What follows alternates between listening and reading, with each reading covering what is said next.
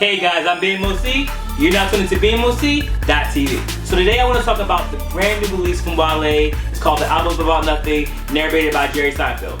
This actually stems from Wale's previous mixtapes, Mixtape About Nothing and More About Nothing, where he has Seinfeld dialogue chopped up in between the songs. And on this project, Seinfeld's actually the official narrator for the entire album. He kind of fills in the stories in between the songs. Now before I review this track by track, I just want to say that this album is very introspective. It's on that reality rap era, is what I'm calling it. So if it's not named, I'm officially naming this the reality rap era, where you have J. Cole, Big Sean, Kendrick, Wale, really pulling from their real life situations and putting it into their music. Now obviously they're not the first artists to do this, but because they're around the same age and using some of the same topic matters regarding dealing with issues with the industry and pressures and real life situations, I'm kind of naming it like the reality rap era. I also noticed that this is the first time that we haven't seen an MMG artist featured on this album since he signed with them. You typically would have had a track with Meek Mill or Rick Ross, but none of that's featured on the album. I'm not sure if that was done intentionally. Maybe they recorded some songs and just didn't fit the vibe of the album, but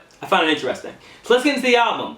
First things first, that intro is crazy, especially when the hook comes in and how the beats change up and just the different sounds.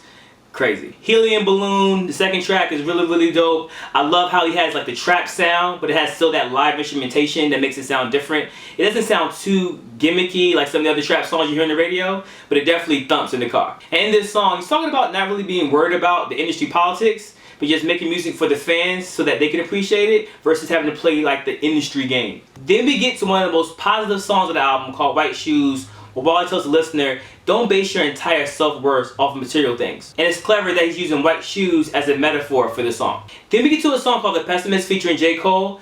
Now be warned, J. Cole doesn't actually have a verse on this song, but he does provide the hook. It would have been great if he was rhyming on it, but it's a good song either way. And in the song, while he's talking about people who are going through depression, it even actually has a story about a soldier dealing with post-traumatic stress syndrome in the second verse. A very interesting song he has on the album is called The Middle Finger, which is almost self-explanatory. Now the hook to the song is really cool, it's alright, but the verses really stand out to me. I mean, the song starts off with just so the intricate delivery, lyrics, and remember spiritual, lyrical.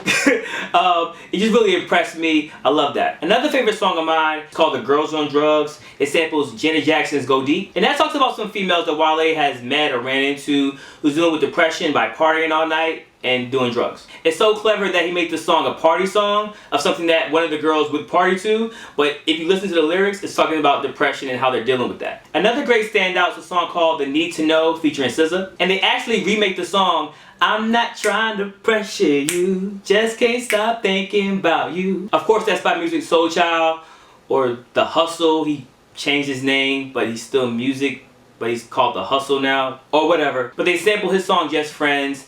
Really smooth collaboration. Definitely can hear this on the radio sometime soon. Another song that stands out production-wise is a track called The Success, where it sounds like they chopped up a gospel song and threw it over hip-hop drums. And it was produced by Jake One, who's worked with Jay-Z, 50 Cent, Dr. Dre, T.I., etc. Another dope song on the album is called The Glass Egg, which they actually sample the first verse of Groove Theory's Tell Me. And for my young bucks out there, do your research. Groove Theory was a dope group. And as catchy as the song is, it really has a deep message from Wale talking about the people he was with, he started off with, changing around him based upon his success. And in balancing those old relationships and dealing with new success and fame, it's like a glass egg. I wouldn't be surprised if glass egg is like the new hashtag for this year. Then we get to The Bloom, which to me is like Lotus Flower Bomb Part 2. You know, flower, bloom. Am I reaching?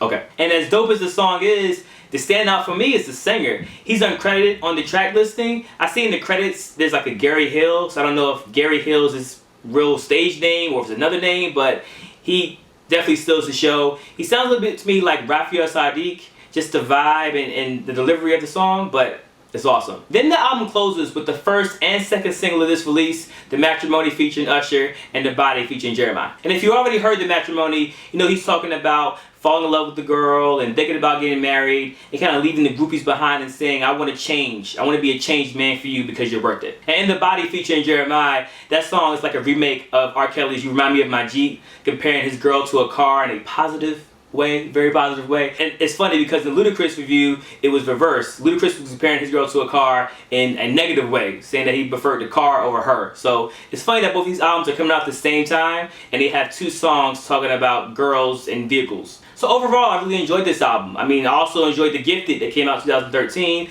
I enjoyed this. I think this album's a little step up wise regarding the production and his lyrics. And there's so much talk about Wale being underrated. I personally feel he is underrated. I feel like he's putting in the hard work and the effort, and sometimes he doesn't get mentioned with the Kendricks and the J. Coles, but I think he's worthy of that. I think he's carving his own lane with the production, the live instrumentation. I definitely see him carving out his own niche in hip-hop. I also like the fact that Wale doesn't just rely on the big name producers. He really goes out and finds producers who's gonna fit his sound or improve it, and I gotta give him props for that. So what did you guys think of the album? Do you think it's better than The Gifted, his last project? Or do you think this is his best body of work so far? Personally, I need a few more spins before I say it's his best body of work ever. As I said before, I do think it's a step up production-wise and his flow and trying some new things. There's also a few more radio-friendly songs, I think, that are on this album versus The Gifted, so only time will tell. So thanks again, guys, for tuning in. I really appreciate it. I usually post reviews every Tuesday and Wednesday, but I may do it earlier, like a Sunday or a Monday, if an album stream comes out.